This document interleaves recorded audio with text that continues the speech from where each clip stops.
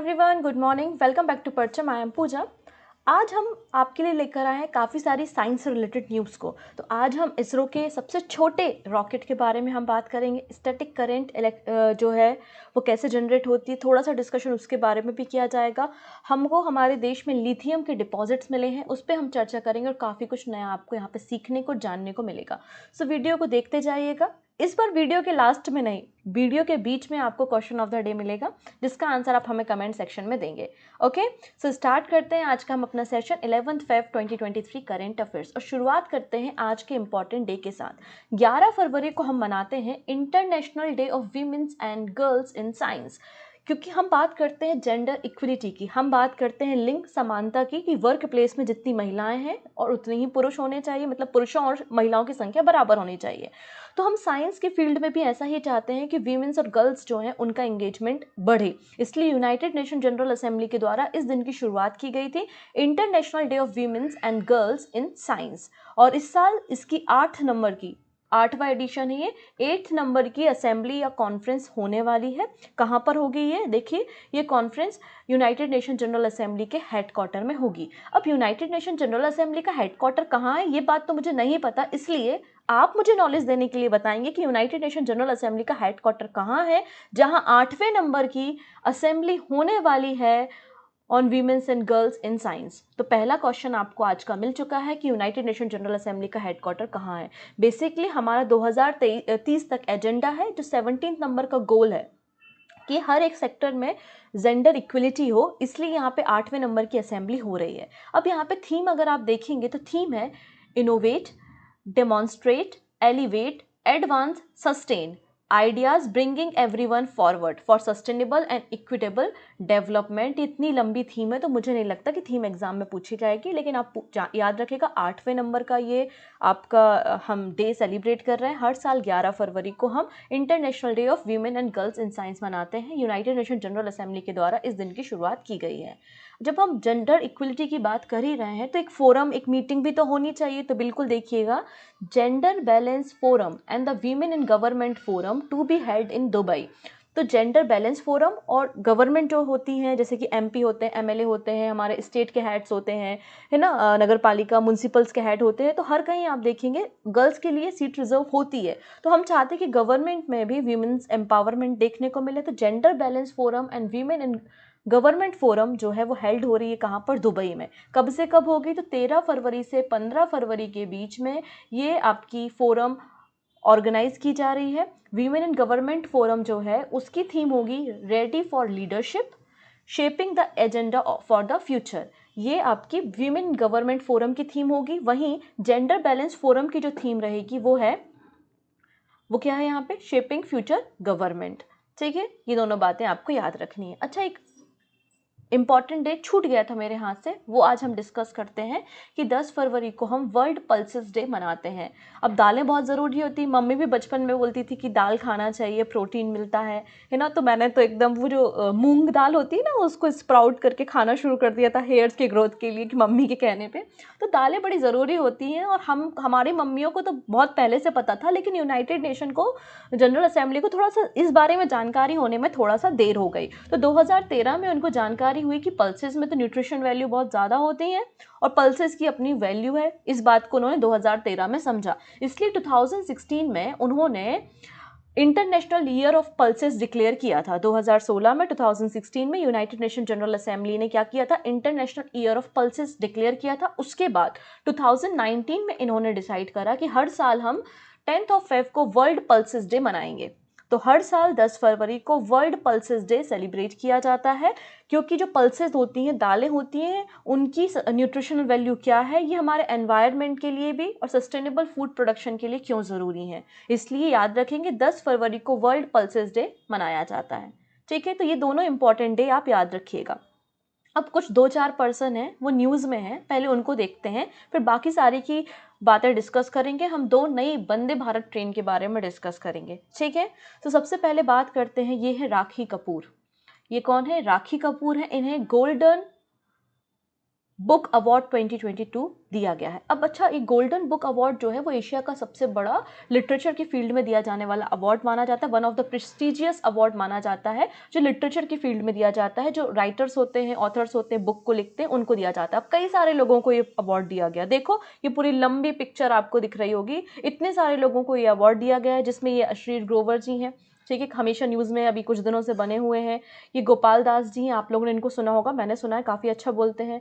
ये नमिता थापर है ना, फार्मा वाली।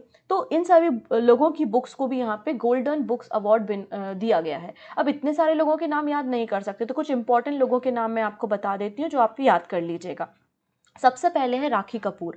राखी कपूर को गोल्डन बुक्स अवार्ड 2023 मिला है, और उनकी जो बुक है जिसका नाम है now you breathe, now you breathe के लिए इनको ये अवार्ड दिया गया है कि आप किस तरीके से, जो आजकल रिलेशनशिप होती है टॉक्सिक हो जाती है, अब्यूज़ किया जाता है, तो पावरफुल एक गाइडेंस यहाँ पे प्रोवाइड किया गया है इस बुक के ज़रिए, ठीक है। पावरफुल रिलेशनशिप गाइड है बेसिकली इनकी ये बुक नाउ यू ब्रीथ, जिसके लिए इनको गोल्डन बुक अवार्ड दिया गया है। याद रखेंगे राखी कपूर, और ये राखी कपूर की 25 नंबर की 25वें नंबर की बुक है।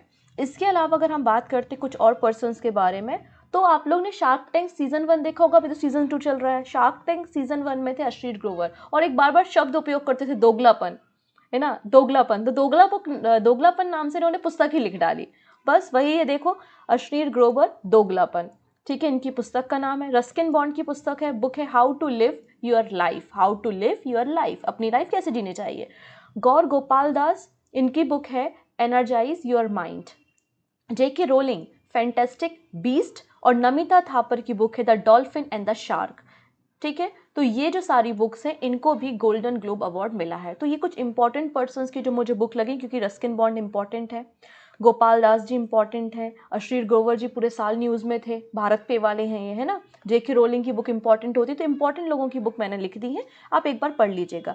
अब इसका फटाक से स्क्रीनशॉट ले लो विदाउट टाइम वेस्ट। ये वो सारे लोग हैं जिनको रिसेंटली अवार्ड्स मिले हैं, जैसे कि Pandit Hari Prasad Chaurasia life time achievement award doctor Prabha Atre को मिला है, मैंने रिसेंटली आपको बताया था। और पंडित हरि प्रसाद चौरसिया जी जो है वो बांसुरी बजाते हैं, ठीक है, बांसुरी से इनका रिलेशन है। तो ये कुछ अवार्ड जो रिसेंटली दिए गए थे, आप इनका स्क्रीनशॉट ले लीजिएगा, और जब भी फ्री मिले तो इसको पढ़ लीजिएगा, जिससे आपका रिवीजन हो जाएगा।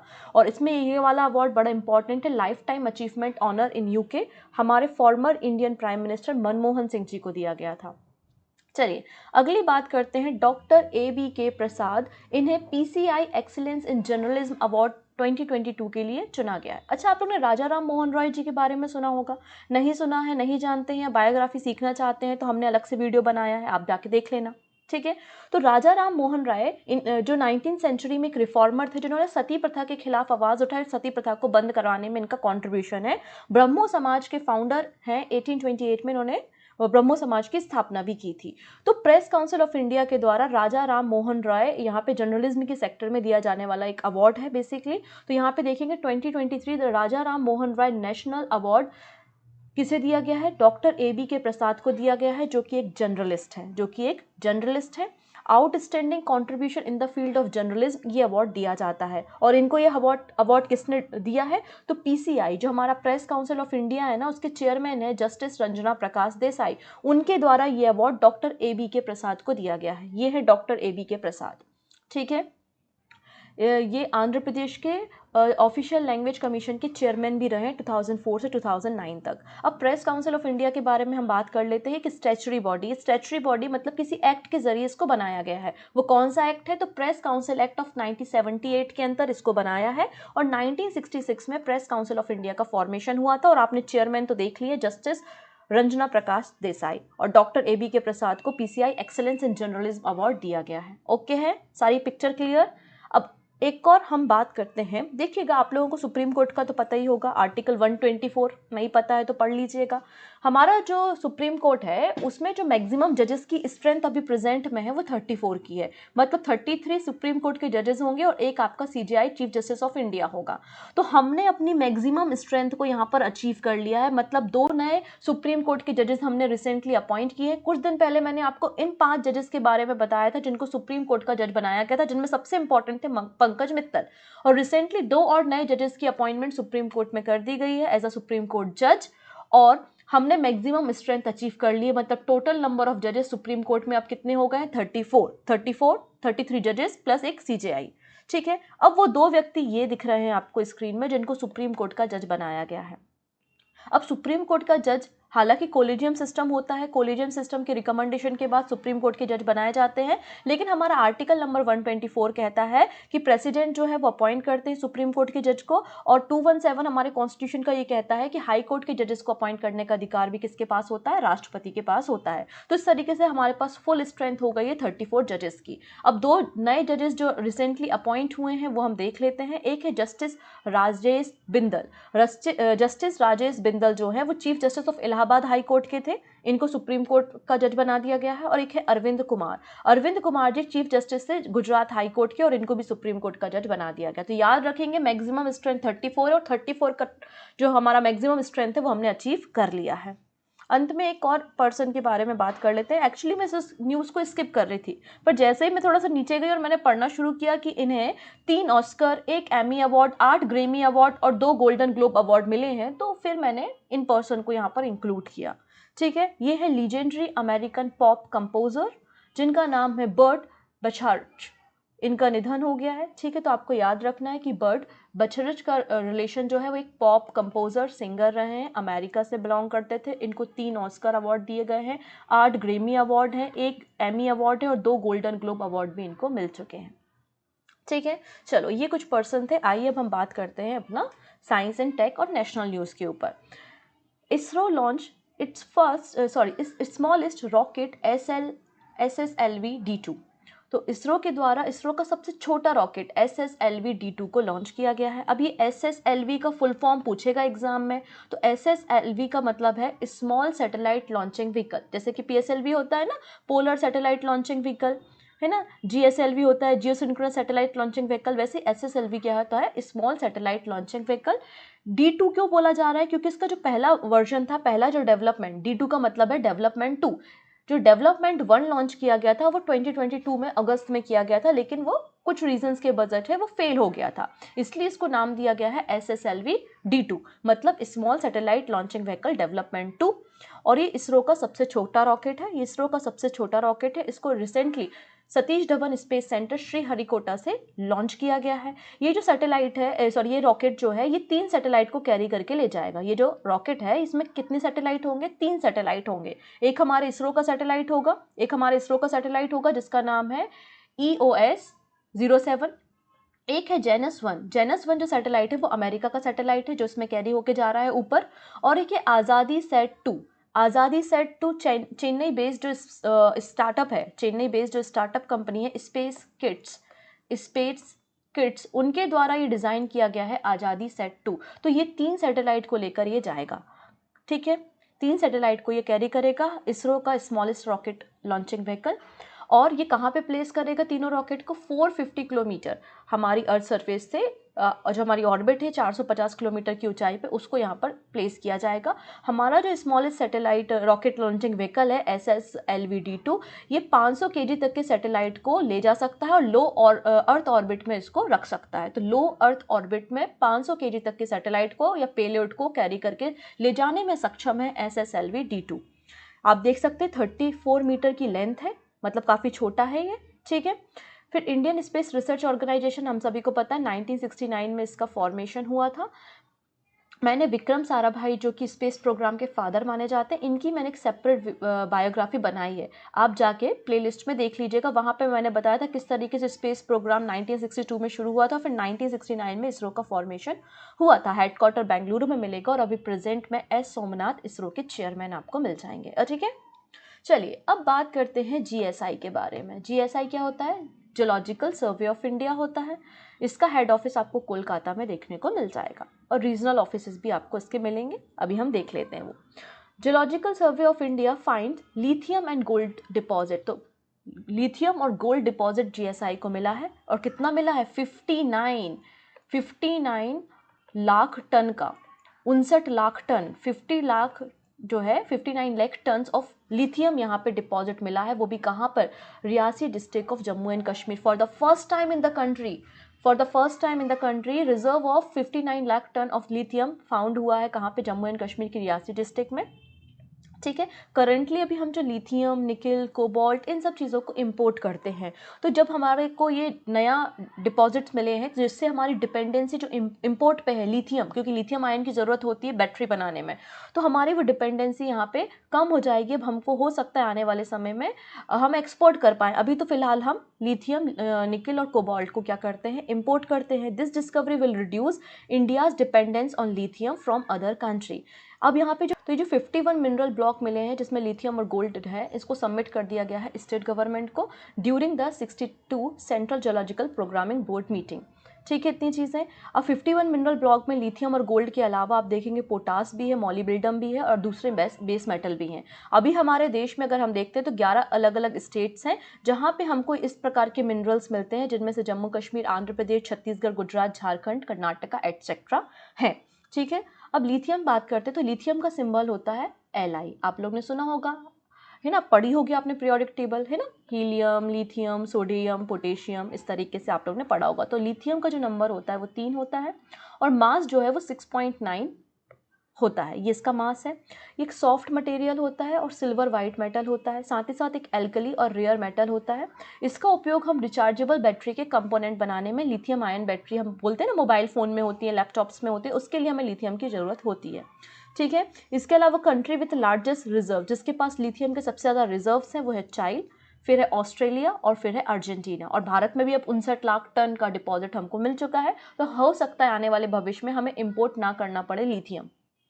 ठीक है। तो क्वेश्चन ऑफ द डे आपके लिए ये है कि जोलॉजिकल सर्वे ऑफ इंडिया की स्थापना कब की गई थी। इसका हेड ऑफिस तो कोलकाता में है और 6 रीजनल ऑफिस भी हैं, लखनऊ, जयपुर, नागपुर, हैदराबाद, शिलोंग और कोलकाता में। और जीएसआई जो है वो मिनिस्ट्री ऑफ माइन के अंदर काम करती है। तो बस इसका आपको इतना बता दीजिएगा, ये आपका दूसरा क्वेश्चन रहेगा कि जीएसआई की स्थापना कब की गई थी। ठीक है। तो 2 प्रश्न आपके हो गए हैं, इन दोनों प्रश्नों का आंसर आप हमें कमेंट सेक्शन में दीजिएगा। अब बात करते हैं prime minister flag of 2 Vande Bharat train in Mumbai. तो वंदे भारत 2 नई वंदे भारत ट्रेन की शुरुआत मुंबई में की है। ये मुंबई की, मतलब इन दोनों ट्रेन की शुरुआत के बाद बोल रही हूँ, मुंबई में 3 वंदे भारत ट्रेन हो जाएंगी और टोटल अगर भारत में बात करते तो भारत में 10 वंदे भारत ट्रेन हो जाएंगी। ठीक है। तो प्राइम मिनिस्टर मोदी जी के द्वारा 2 नई वंदे भारत ट्रेन की शुरुआत मुंबई में की गई है। पहली जो ट्रेन है वो मुंबई सोलापुर के बीच में चलेगी, जिसको छत्रपति शिवाजी महाराज टर्मिनल से लॉन्च किया गया है। और दूसरी जो है वो बहुत इंपॉर्टेंट है, वो मुंबई से शिरडी साई बाबा, जो टेम्पल है ना साई बाबा का शिरडी, वहां पर जाएगी। तो 2 वंदे भारत ट्रेन की शुरुआत की है, जिसके बाद मुंबई में 3 वंदे भारत ट्रेन हो गई हैं और भारत की ये 10वें नंबर की वंदे भारत ट्रेन हो जाएगी। पहली जो वंदे भारत ट्रेन मुंबई में लॉन्च की गई थी वो महाराष्ट्र में, मतलब लॉन्च की गई थी, वो मुंबई से गांधीनगर गुजरात को जोड़ती थी। तो आपके पास मुंबई में 3 हो गई, एक मुंबई से सोलापुर जाएगी, एक मुंबई से शिरडी जाएगी और पहली वाली जो थी वो मुंबई से गांधीनगर जाती थी। और भारत में कितनी हो गई है वंदे भारत? 10 हो गई है। ठीक है। पहली जो वंदे भारत ट्रेन भारत में लॉन्च की गई थी प्राइम मिनिस्टर मोदी के द्वारा, वो 2019 में की गई थी। ठीक है। और ये वंदे भारत ट्रेन जो है वो इंटीग्रल कोच फैक्ट्री चेन्नई में मैन्युफैक्चर होती है। और ये जो हमारे वंदे भारत ट्रेन है उनकी maximum speed 160 kilometre per hour हो सकती है। हमारा यहाँ पे टारगेट है कि हम 100 करोड़ रुपए हम मैन्युफैक्चरिंग कॉस्ट हमने इसमें लगाई है, 100 करोड़ रुपए इसमें इन्वेस्ट किए हैं। और 2022-23 का जो बजट था, यूनियन बजट, उसमें प्रपोज किया गया था कि हम 400 वंदे भारत ट्रेन को मैन्युफैक्चर करेंगे। अब यहाँ पर देखिए कुछ और भी काम किया गया है। क्या काम किया है? प्राइम मिनिस्टर मोदी जी के द्वारा Santa cruise Chembur link road section को इनॉग्रेट किया गया पब्लिक के लिए। और इसके अलावा इन्होंने एक नया कैंपस इनॉग्रेट किया है जिसका नाम है अल जामिया तुस सेफिया इन मरोल। ठीक है, मरोल में इसको लॉन्च किया गया। अब ये अल जामिया तुस सेफिया क्या होता है? जो बोहरा मुस्लिम कम्युनिटी होती है उनका एजुकेशनल इंस्टीट्यूट बेसिकली ये होता है। इसके कैंपस की शुरुआत भी की गई है मरोल मुंबई में।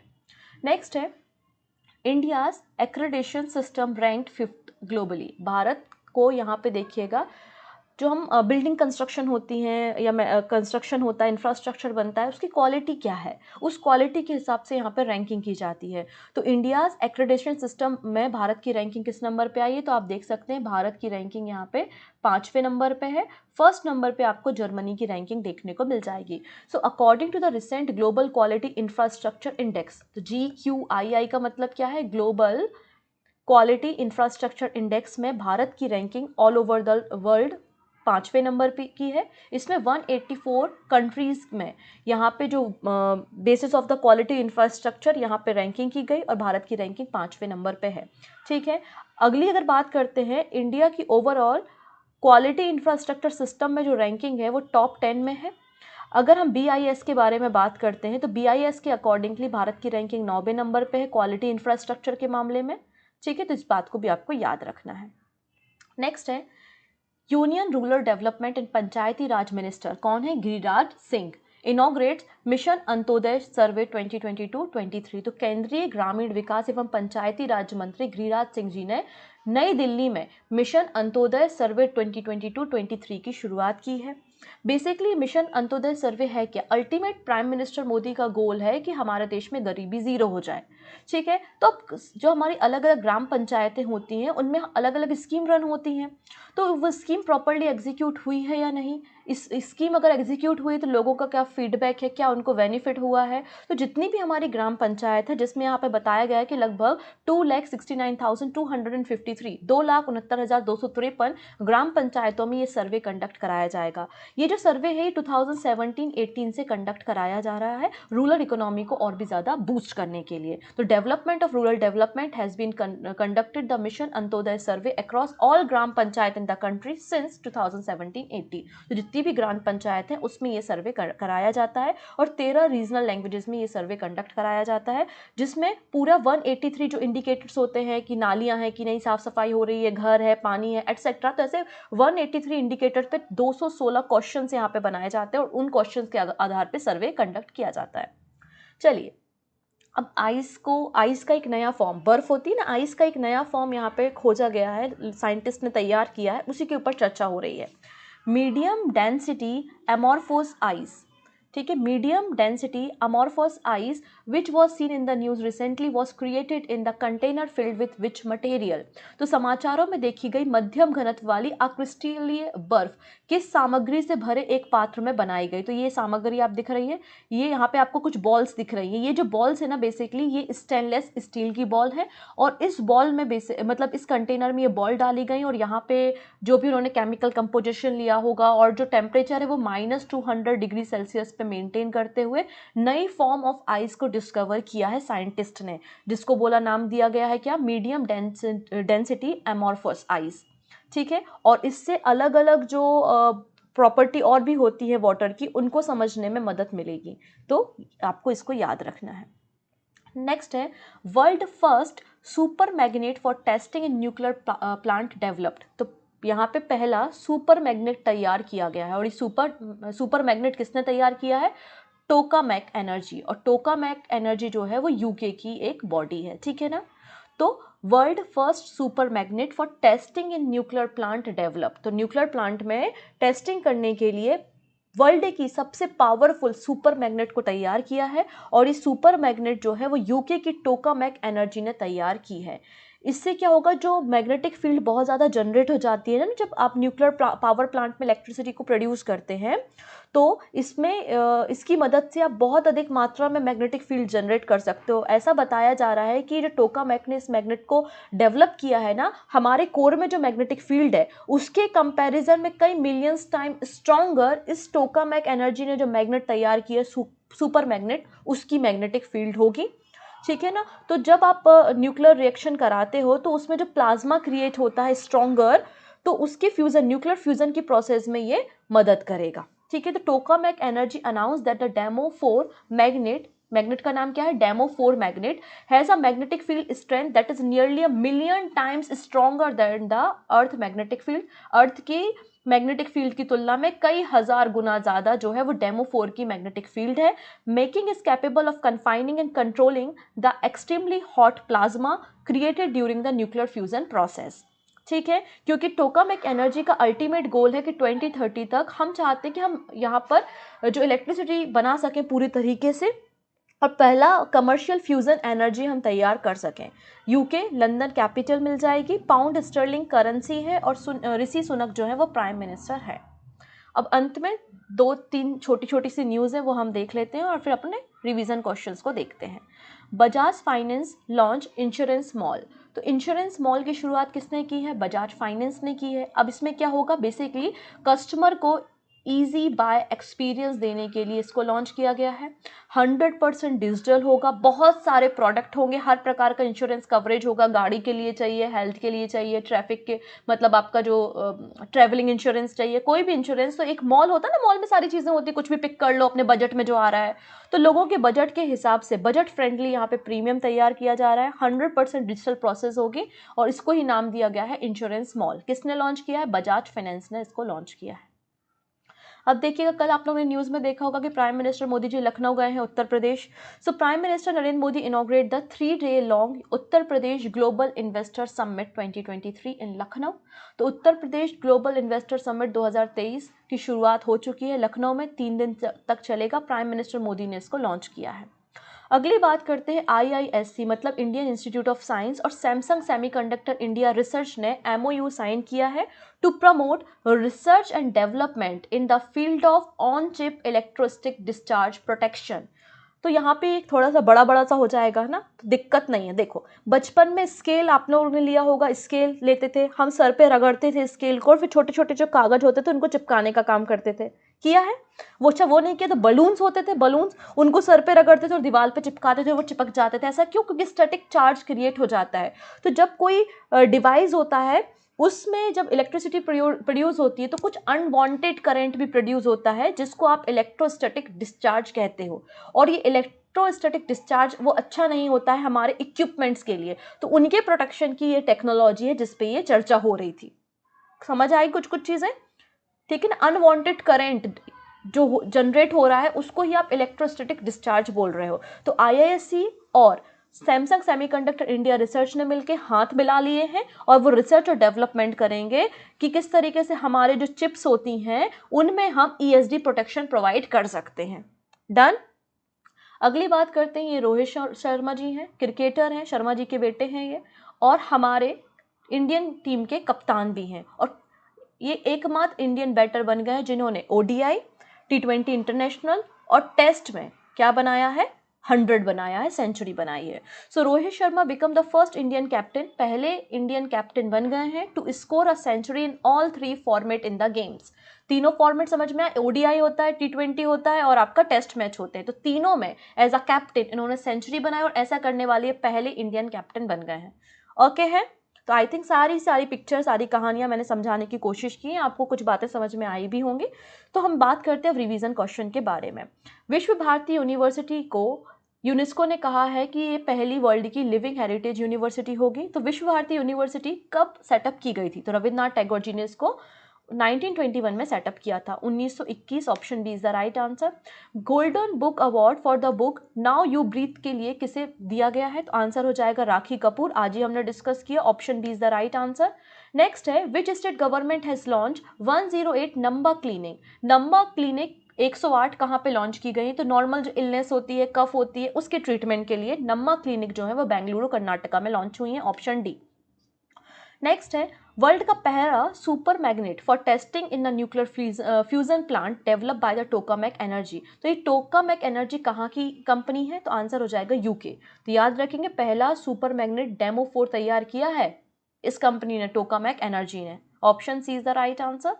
Who has been elected as the president of prestigious Harvard law review. तो प्रेस्टिजियस हार्वर्ड लॉ रिव्यू की प्रेसिडेंट कौन बनी और पहली इंडियन अमेरिकन है ये? तो आंसर हो जाएगा Apsara Iyer. Option A is the right answer. अब रिसेंटली यहाँ पे पहली आप देख सकते हैं, फर्स्ट फीमेल, फर्स्ट वीमेन। तो ये आप थोड़ा सा स्क्रीनशॉट ले लो। फर्स्ट जो होता है वो इंपॉर्टेंट हो जाता है, जिसमें ये सबसे इंपॉर्टेंट है, first women president of Indian Olympic association PT Usha. तो इसका स्क्रीनशॉट लेके इसको एक बार पढ़ लेना, ठीक है। नेक्स्ट है, who has been awarded the Hurun India Award 2022 for the remarkable achievement in the world of business। तो ह्यूरिन इंडिया अवार्ड किसे दिया गया है? VP नंद कुमार को दिया गया है। आंसर हो जाएगा option A, BP Nand Kumar. Next है, कामरन अकमल जिन्होंने रिसेंटली क्रिकेट के सारे फॉर्मेट से रिटायरमेंट की अनाउंसमेंट की है, ये किस कंट्री के खिलाड़ी हैं? आंसर हो जाएगा पाकिस्तान के खिलाड़ी हैं। Option D is the right answer. फिर है BKS वर्मा जिनका रिसेंटली निधन हो गया है, इनका एसोसिएशन किस फील्ड से था? तो एक आर्टिस्ट थे, एक पेंटर थे। तो option C is the right answer. So ये आज के हमारे करंट अफेयर्स है। वीडियो के दौरान मैंने 2 क्वेश्चन आपसे पूछे हैं, उन दोनों प्रश्नों का आंसर आप हमें कमेंट पे देना, सही आंसर भी मैं आपको वहीं पर रिप्लाई कर दूंगी। सो मिलते हैं नेक्स्ट सेशन में। Take care and bye bye.